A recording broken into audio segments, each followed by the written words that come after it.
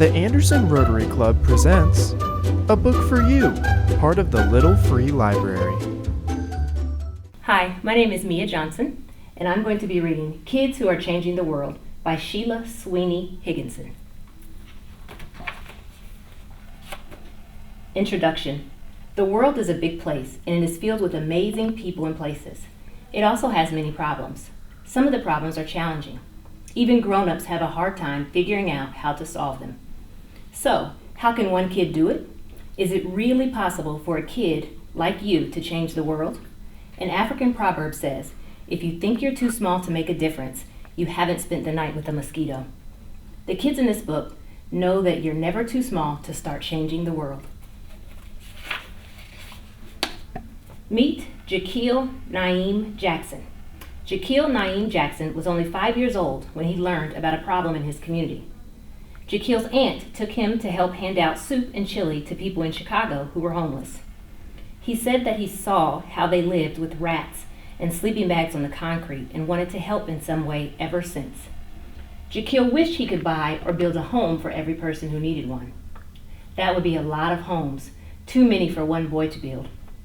One recent study showed that in Chicago, thousands of people live without a home, and more than 500,000, or 500,000, people in the United States are homeless on a typical night. The problem of homelessness is huge and complicated. Jaquil didn't let that stop him from finding a way to help. He knew he couldn't build houses yet, but he could fill bags. When Jaquil was 8, he started making blessing bags for homeless people. The stuff that's in the blessing bags are tissues, soap, water, and deodorant, Jaquil explained. Usually stuff that can help them in their everyday activities. At first, Jaquil made a few hundred bags. He filled up the bags with the help of his friends, his family, and his classmates at Ray Elementary School. Then they put the bags into his godfather's truck and headed off to hand them out. Those first trips only made Jaquil want to do even more. With the help of his family, Jaquil started a foundation called Project I Am. Now he works with other groups in the community so he can get blessing bags into even more hands. In 2017, when Jaquil was 10, he decided he wanted to give out 5,000 blessing bags. He reached his goal and more. Some of Jaquil's blessing bags went far beyond Chicago to hurricane survivors in Florida, Texas, and Puerto Rico, and to orphans in Swaziland, Africa. Former President Barack Obama heard about Jaquil's work and wrote about him on social media. All across America, people choose to get involved, get engaged, and stand up. Each of us can make a difference, and all of us ought to try, he wrote after telling people about Jaquil's blessing bags. For his work, Jaquil received an award that is given to 25 young people a year who are making a positive difference in the world. He was honored with the 2017 Gloria Barron Prize for Young Heroes, along with $5,000 that he put into Project I Am. Jaquil was beyond excited to receive such an honor. I went screaming all the way from my room and back to the living room, he told his hometown newspaper, the Chicago Tribune. I want to make sure people in need aren't just unknown, he added. I think homeless people, most people don't recognize them and walk past them and drive past them. I want to let people know that homeless people are people too. Jaquil hasn't given up his dream of building houses for the homeless either. He learned about a program in Detroit that builds tiny homes for the homeless. He wants to help get a movement like that started in Chicago. I want to build one with my bare hands, Jaquil told a reporter. I want to see how that feels. He also wants to get more kids in more cities to make their own blessing bags. Jaquil and his parents created starter kits that they send to schools and groups through the Project I Am website. The site says it costs about $9 to make each blessing bags. Jaquil wants every kid to understand what he's learned. You don't have to wait until you're an adult to be great. You can be great now. Chapter 2. Meet Natalie Hampton. The problem of bullying is personal to Natalie Hampton because she was a victim of it. The bullying that Natalie went through started with 5 simple words. You can't sit with us. When Natalie started a new school in 7th grade, she thought it would be easy to make friends. She soon found out she was wrong. She didn't fit in. Her classmates were not just unfriendly, they were mean. You'll never have any friends, kids told her. Natalie isn't alone. Research shows that about 1 in 3 U.S. students in grades 6 through 12 have experienced bullying. Being a victim of bullying can make you sad, nervous, and anxious. Natalie began to have stomach aches and nightmares. She started to lose hope that life would ever get better. Finally, after 2 very rough years, Natalie transferred to a new school. There, as she tells it, one student made all the difference. A boy stopped me in my school hallway to ask me if I needed help finding my classes, Natalie said at the beginning of her TEDx Teen Talk. A TED Talk is a short, powerful talk, usually 18 minutes or less, devoted to spreading important ideas in technology, entertainment, and design. When the boy offered to help Natalie, that's when she learned that a simple act of kindness can make a difference in someone's life. It only took one student to change hers.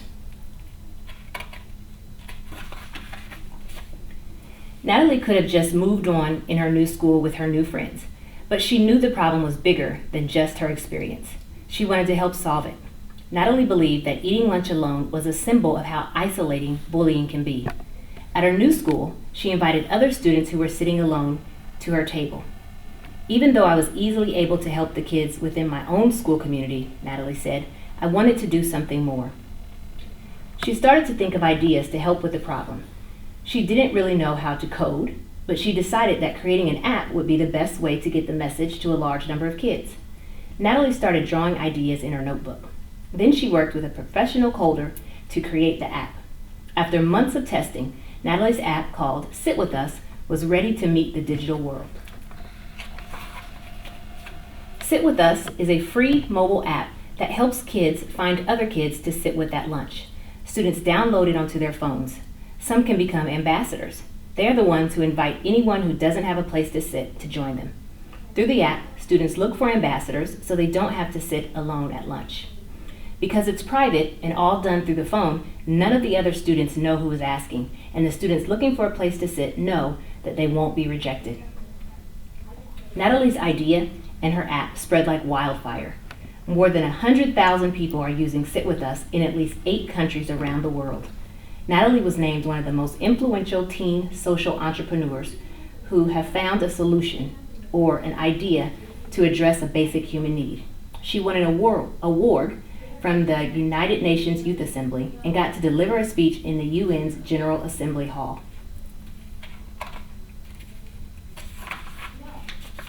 At the end of her TEDx Teen Talk, Natalie said, "All it takes is one person to change the world, and that person starting right now is you."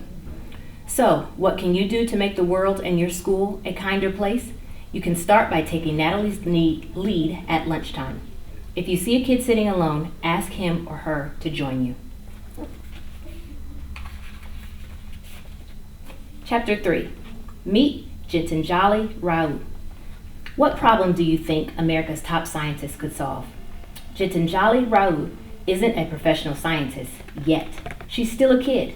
But when Gitanjali learned about the water crisis in Flint, Michigan, she saw a problem that she believed she could help solve. The situation with Flint's water supply started with a money problem. While officials were working on a solution, the city started getting water from the Flint River. Soon, people in the town began to notice the funny smell, look, and taste of the water. The water was tested by a government agency, and dangerous levels of lead were found. When people, especially kids, take in lead through drinking water, there can be serious health effects. Gitanjali doesn't live in Flint. She doesn't even live in the state of Michigan. Still, she followed the story closely. People were using test strips to check their drinking water for lead. A test strip has different colors on it.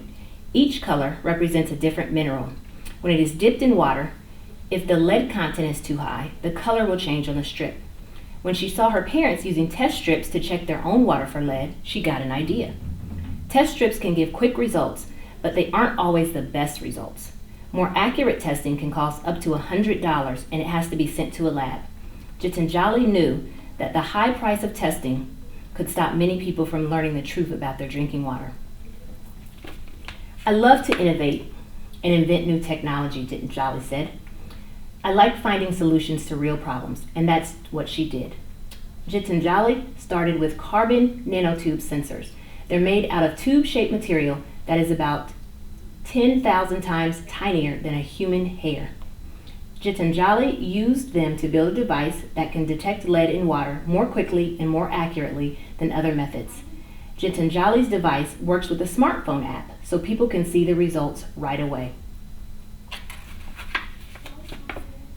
Gitanjali called her device Tethys. She named it after the Greek goddess of fresh water. It makes water testing cheaper, easier, and more accurate so that more people can take action if there's a problem with their water supply. Most scientists work for years to get to the top of their field. Gitanjali was named America's top young scientist when she was only 11 years old. She received a $25,000 prize that can help her develop her work. Just have fun with science and keep digging deep for solutions, she advises kids who are interested in changing the world through science.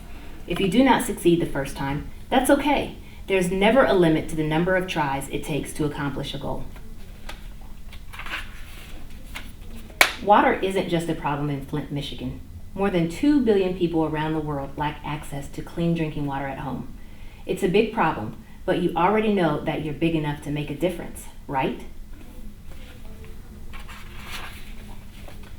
Chapter 4. Meet Joris Hutchinson. It's not surprising that the problem Joris Hutchinson decided to help with involves cheetahs. They've been his favorite animal since he was 6 years old. When I was 6, I was reading a book that said that cheetahs might become extinct in my lifetime, Joris said. I didn't know what that meant. Joris's mom explained that what the word extinct meant. Extinction of a particular animal happens when there are no more individuals of that species alive anywhere in the world.